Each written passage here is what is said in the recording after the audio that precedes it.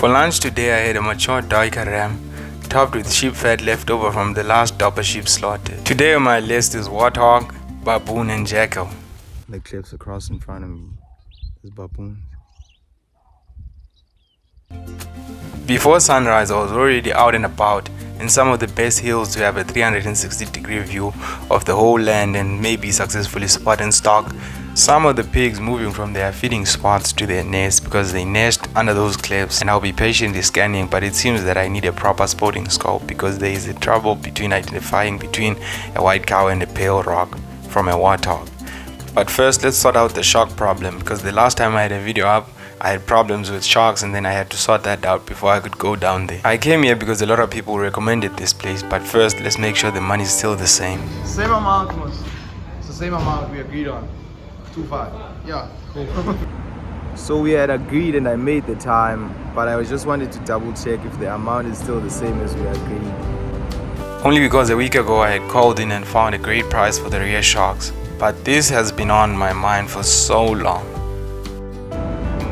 The only thing that's on my mind though is hunting, because I want to go hunting so bad. While trying to stretch my legs, I couldn't believe they had already finished. So is it done? Short. Okay.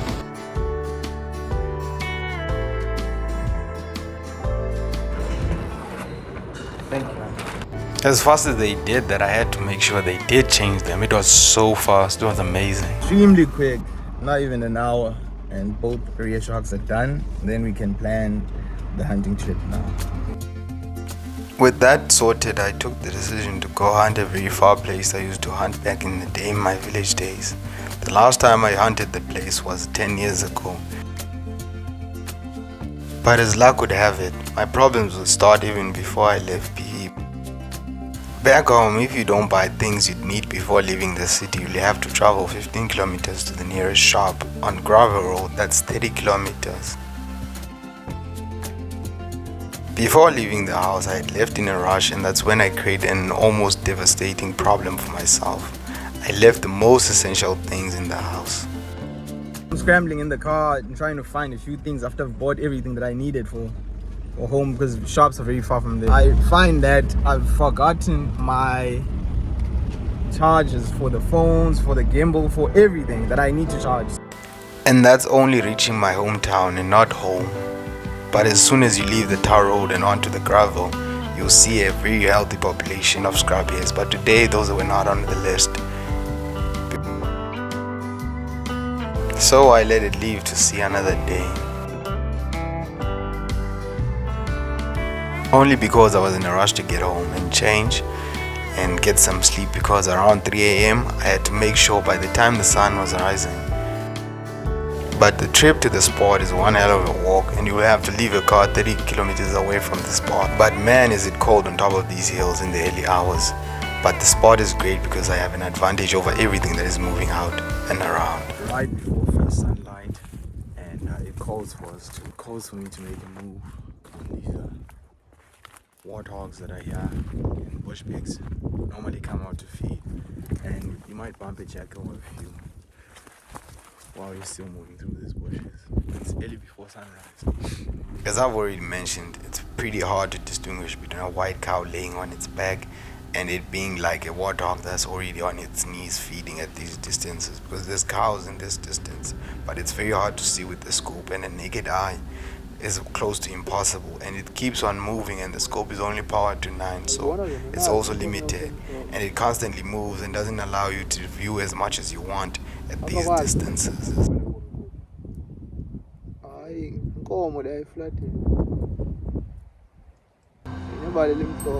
In translation, it's a cow with a white back and it's laying down. Also, there's more cows coming out to lay in the sun as the temperatures have come down throughout the night. But as you know, the more eyes we have on this cliff looking across, the better, but we're still limited to the short distances. The land is open as far as you can see. But to see stones from far, it raises your hope so much. To a white cow that's pale, or a pale tree trunk, and you find that, man, this is gonna be a long day. But as you know, with hunting, it's a patience game, and also a matter of you need to keep going, because it might be that you're one ridge away from spotting something. As luck would have it, if you keep moving with hunting, you're gonna spot something eventually. And now, as you can listen from behind the cliffs across in front of me, there's baboons. So now it means that we're gonna have to go down and cut them across. So where they're gonna cross and where they're comfortable in a distance that's fair enough for me to shoot, I'm gonna take the shot.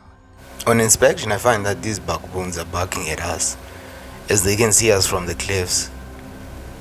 And that means we have to use the cover of the river, as they have a high vantage point and they can see us from every direction.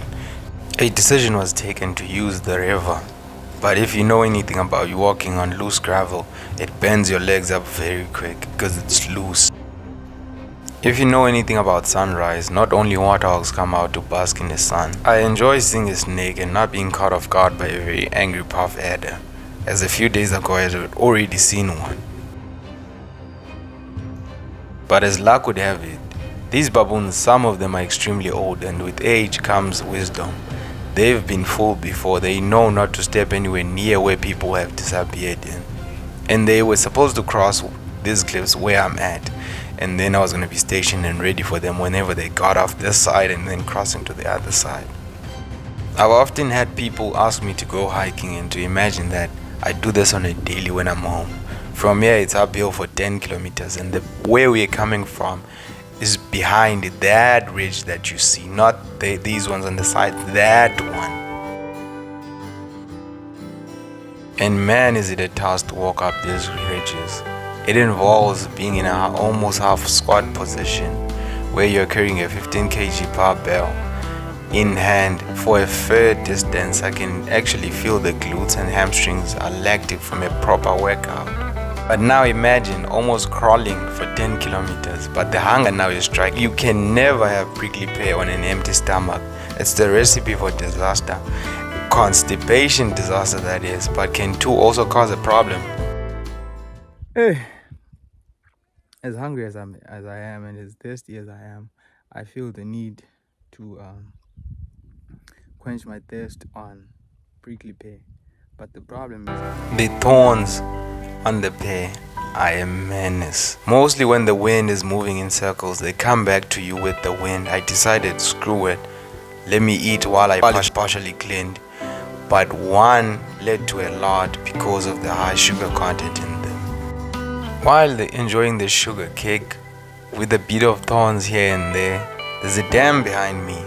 First though, my phone's very strange. My phone dies, and I decided, you know what, let me put it in the bag and continue to eat, enjoying myself. First I had something moving in the bushes, and I looked over my shoulder thinking baboons are coming for the prickly pear. But a mature duiker ram came out, and it almost had no teeth, because it came to drink, but it was coming in a very fast pace, and then stopped and confused a bit, and I was able to get down and squat a bit, but then it was confused. For a split second it allowed me to grab the rifle, but then when I grabbed the rifle, it jumped a few steps back, but I thought it was really thirsty because it didn't leave or run, so I was able to get it in my crosshairs. And but the task did not end there with the shot.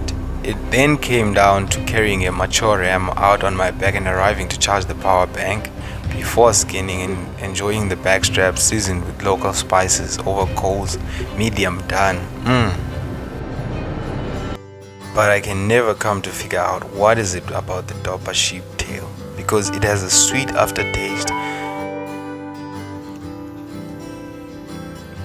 The sweet aftertaste, I can never say where does it come from nor how.